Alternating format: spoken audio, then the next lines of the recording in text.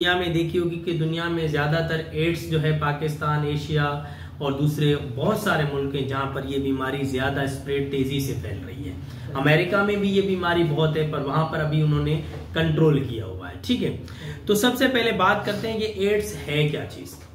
तो ads word को अगर देखें तो एड्स वर्ड जो है, ए का मतलब होता है अक्वायर्ड, और आई का मतलब होता है इम्यूनो, डी का मतलब होता है डेफिशिएंसी, एस का मतलब होता है सिंड्रोम। समझ आ रही है बात? यानी अगर आप देखें इस सेल के अंदर एक बीमारी लगती है, इस बॉडी के अंदर एक बीमारी लगती है, इंसान को एक वायरल इन्फेक्शन लगता है, वायरल डिजीज होती है जिसका नाम है एड्स। और एड्स के अगर फुल फॉर्म को हम देखें तो एड्स में ए का मतलब है अक्वायर्ड, आई का मतलब इम्यूनो, डी का मतलब डेफिशिएंसी, एस का मतलब सिंड्रोम। यानी अक्वायर्ड इम्यूनो डेफिशिएंसी सिंड्रोम ये बीमारी है। अच्छा, इज ऑनिंग गो अगर हम चलते हुए देखें कि ये बीमारी जो है एक क्रोनिक कंडीशन है। अच्छा, क्रोनिक किसको बोला जाता है? क्रोनिक वो होता है जो एक सीरियस कंडीशन हो, सीरियस बीमारी हो, जिसका इलाज कम मिलता हो, उसको क्रोनिक डिजीज बोला जाता है। तो डॉक्टर के पास जब पेशेंट आता है ना तो वो बोलता है मुझे क्रोनिक डिजीज हुई है, तो हम देखते हैं क्रोनिक डिजीज है, दैट मीन्स किसी वायरस ने अटैक किया है और वो वायरस ऐसा है जो इसको अंदर से खा रहा है। तो एड्स एक क्रोनिक डिजीज है। It caused by HIV virus, और ये HIV वायरस से होती है। यानी एड्स खुद एक बीमारी है, पर ये एक वायरल डिजीज है। किस वायरस से हो रही है? HIV वायरस से। HIV वायरस कौन सा होता है? HIV वायरस वो वायरस होता है जो इंसान को इंसान से लगता है, इंसान को खुद से लगता है, जिसको हम HIV यानी ह्यूमन इम्यूनो वायरस बोलते हैं। HIV को अगर देखोगे आप क्या बोलते हैं? HIV का ह्यूमन इम्यूनो वायरस, यानी इंसान को इंसान से लगने वाला एक वायरस होता है, जिसको हम जनरली तौर पे बोलते हैं मेन कॉज होता है एड्स का।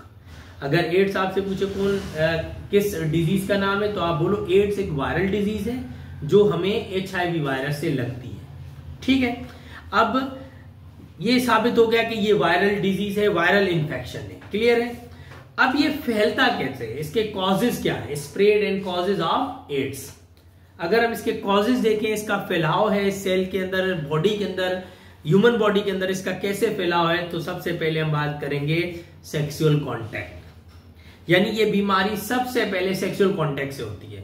जब आप ज्यादा सेक्सुअल कांटेक्ट यानी सेक्स का इस्तेमाल करते हो, सेक्सुअल कांटेक्ट उन लोगों से करते हो जिनको ऑलरेडी इन्फेक्शन होता है, जनरल यूटीआई इन्फेक्शन होता है, वेजिनल इन्फेक्शन होता है, तो हम जब उनके साथ सेक्सुअल कांटेक्ट लगातार करते हैं तो हमारे सेल के अंदर एबनॉर्मलिटी आ जाती है, और सेल्स में कुछ ऐसे सेल होते हैं जिनकी डेथ हो जाती है, और डेथ होने के बाद ये वायरल इन्फेक्शन हमारी बॉडी में लग जाता है। तो जनरली तौर पे पहला कॉजेज क्या है? सेक्सुअल कांटेक्ट ना करने चाहिए इतनी ज्यादा। और दूसरे नंबर पे है इलिकट ड्रग्स। इलिकट ड्रग्स क्या होती हैं? इलिकट ड्रग्स वो दवाइयां होती हैं जो हम जनरली तौर पे नींद के लिए, जनरली हम नशे के लिए इस्तेमाल करते हैं। यानी कि मिसाल की कोई बंदा कहता है अफीम का इस्तेमाल करता है, ड्रग एडिक्शन करता है, नशा करता है, कैफीन का इस्तेमाल करता है, तो ये सारी जनरली इलिकेटेड ड्रग्स कहलाती हैं। तो इलिकेटेड ड्रग्स जो ज्यादा इस्तेमाल करता होगा वो इस बीमारी में ऑलरेडी इन्वॉल्व समझ ले हो जाएगा। ठीक है, और तीसरे नंबर पे आता है use of needles of any injections daily basis. अगर आप किसी भी इंजेक्शन का एक मरीज पर लगाकर दूसरे मरीज पे लगाते हो और डेली बेसिस इंजेक्शन लगाने वाला प्रोसेस है आपका, तो दैट मीन्स आपको ये बीमारी लग सकती है। तो इंजेक्शन का ज्यादा इस्तेमाल भी एड्स को समझ लो बुलावा है कि भाई ये बीमारी आपके पास लग सकती है, स्प्रेड हो सकती है, कॉजेज हो सकती है। और आखिरी जनरली पॉइंट है जो है ब्लड। किसी बंदे से हम जब ब्लड लेते हैं तो सबसे पहले उस बंदे की टेस्ट करवानी चाहिए हमें, क्योंकि ब्लड से ये इन्फेक्शन फैलता है ज्यादा। क्योंकि कुछ लोग बीमार होते हैं जिनके अंदर इन्फेक्शन लगा होता है, तो हम उनके ब्लड लेकर अपनी बॉडी में इंजेक्ट करवाते हैं, उनसे ब्लड लेते हैं, तो उसके बाद भी ये इन्फेक्शन हमें लग जाता है। उसकी वजह से हमारे सेल के अंदर, हमारी बॉडी के अंदर डेफिशिएंसी आ जाती है, सिंड्रोम बीमारियां पैदा हो जाती हैं, जिनकी वजह से फिर हमें एड्स हो जाता है। ठीक है, उसके बाद आता है जनरली CDYT। CDYT क्या होता है? CD4 भी बोलते हैं उसको, CD4T। CD4T एक सेल होते हैं बॉडी के अंदर जो डिस्ट्रॉय हो जाते हैं ड्यूरिंग प्रेगनेंसी। कुछ लोग क्या करते हैं, जब प्रेगनेंसी हो जाती है औरत को, तो 3-4 महीने के बाद उसको फिर से सेक्स करते हैं वो लोग। फिर उनके अंदर एक प्रॉब्लम आ जाती है, एग और स्पर्म सेल आपस में टकरा जाते हैं और उनकी जो मेच्योरिटी होती है, फ्यूएंस होता है, वो टूट जाता है, जिनकी वजह से डिसऑर्डर पैदा हो जाता है, फिर जाके ये एड्स बीमारी होती है। तो हमें क्या करना चाहिए, इन चीजों से बचना चाहिए। तो ये एक फैलाव कॉजेज है, यानी कि स्प्रेड कॉजेज। बेसिक जो एड्स के वो ये हैं कि आपका सेक्सुअल कांटेक्ट ज्यादा करना, ये नुकसान है।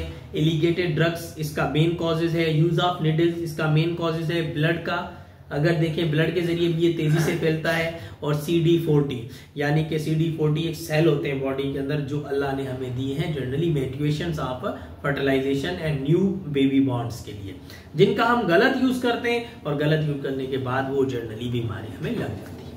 समझ आ रही है बात? ठीक है, ये मेन कॉजेज हो गए। अब आते हैं सिम्टम्स की तरफ। फैलाव का पता चल गया।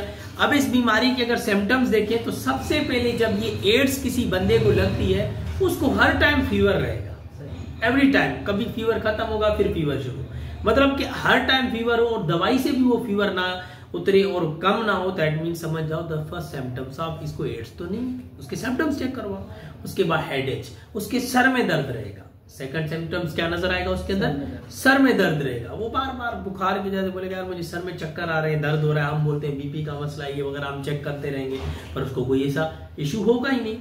दैट मीन्स हम समझ जाएंगे कि ये दूसरा सिम्टम नजर आ रहा है, तो हम क्या करें, उसको भाई एड्स की चेकअप कराओ। उसके बाद आता है रैशेस, उसकी बॉडी पे रैशेस बन जाएंगे, दाने निकलना, उसको इरिटेटिंग फील होगी, इरिटेशन होगी सूरज की रोशनी से, ठीक है। और थर्ड बना सोर थ्रोट, बार बार गले में दर्द। जब आपके गट इन्फेक्शन रहेगा, बार बार गले में दर्द रहेगा, तो ये समझ ले एड्स की एक निशानी है। तो ये बेसिकली जनरली सिम्टम्स है। और आखिरी मेजर जो सिम्टम्स होते हैं दो हैं, जिनमें वेट लॉस होता है उस पेशेंट का। जब पेशेंट को ये बीमारी लगती है तो उसके बाद उसका क्या हो जाता है, वेट लॉस होना शुरू हो जाता है, वजन कम होना शुरू हो जाता है। और उसके बाद कफ, उसको खांसी बार बार। अच्छा, खांसी एक होती है बलगम की खांसी, वो सही है, खुश्क खांसी वो भी सही है, पर कुछ ऐसी खांसी होती है जिनका जनरली तौर पे यहाँ पे दर्द होना होता है, सीने में दर्द पड़ता है, खांसता है, सीने में दर्द होता है। तो उस खांसी को आपने सीरियस लेना है। उस पेशेंट को ये कहना है कि भाई आप क्या करो, फलानी रिपोर्ट निकलवा। तो ये बेसिकली इसके सिम्टम्स हैं इस बीमारी के।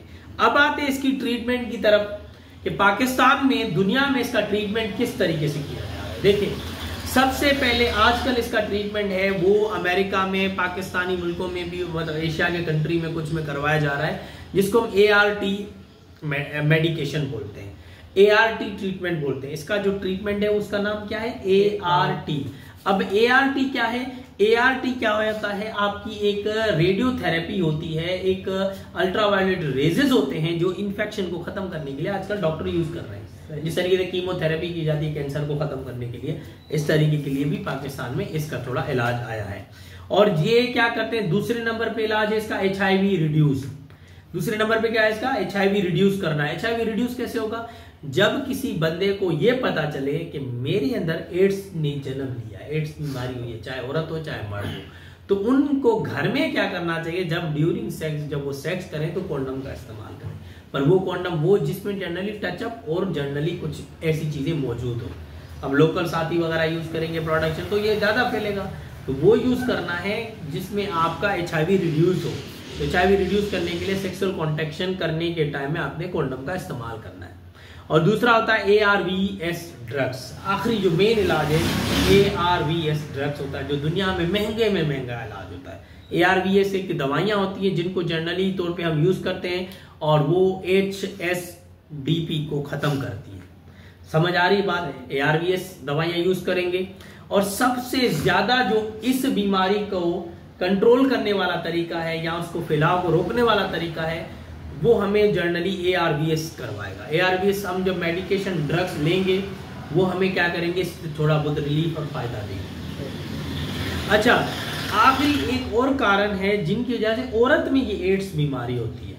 अब औरत में क्या से होती है बीमारी, ये सवाल आपका जरूरी है। हमने तो मर्द में देखा होगा, तो मर्द तो चलो गलत काम करता है, सेक्सुअल कॉन्टेक्ट करता है, उसको हो रही है। औरत को ये बीमारी क्यों हो रही है? देखो, जिस तरीके से मर्द के अंदर सेक्सुअल कांटेक्ट करने की ताकत होती है तो औरत के अंदर भी होती है। औरत के अंदर होता है एक डिसऑर्डर जिसको बोलते हैं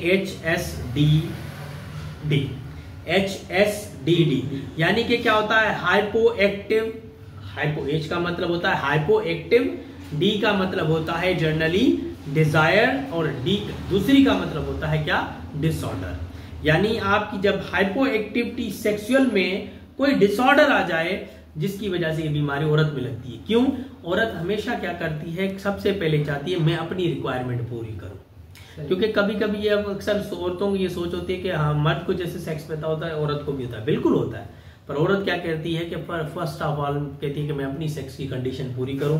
फिर वो क्या करती है, कुछ जाहिले औरतें होती हैं, अनएजुकेटेड लाइन होती है जो शोहर के ऊपर जाकर सेक्स करती है। उससे क्या होता है, उनके वेजिनल में, यूटीआईस में उनके इन्फेक्शन फैल जाता है, वेजिनल इन्फेक्शन फैल जाता है। उन वेजिनल इन्फेक्शन के अंदर जब मर्द का लिक्विड औरत की